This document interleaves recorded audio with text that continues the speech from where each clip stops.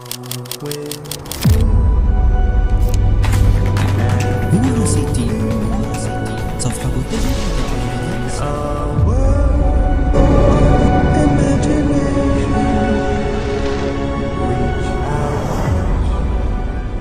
بسم الله الرحمن الرحيم.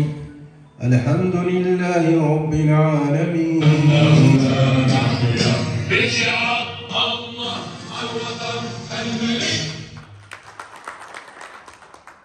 عليكم. معكم عبد اللطيف أشنو، الرئيس المنتخب للجمعية المهنية لبائع وموزع المدخرات الفلاحية سوس ماسة.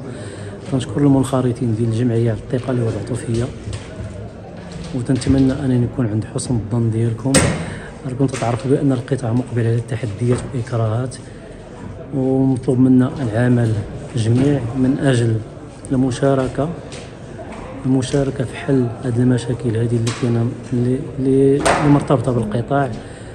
لكم تنتمنى التكاتف التضامن ديال المكتب مع باقي المنخرطين ديال الجمعيه في تنزيل هذه البرامج هذه على ارض الواقع. وشكرا. كنشكروا المجلس البلدي اللي عطانا هذه القاعه، وكنشكروا كذلك بعض الشركات المساهمه.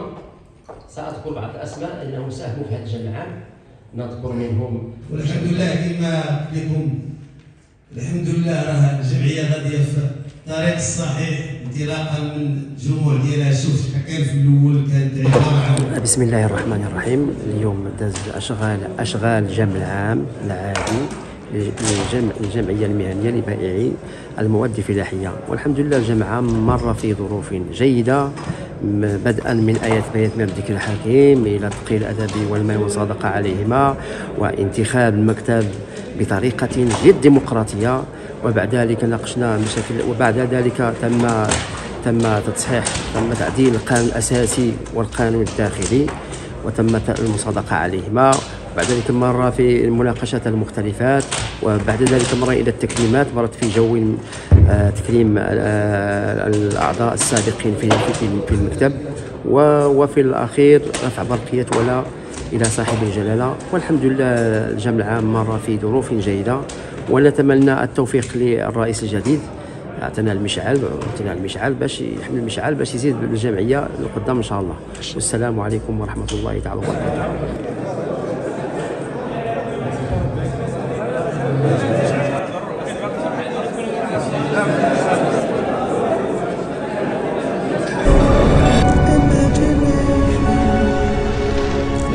ممثل شركه ثقتكم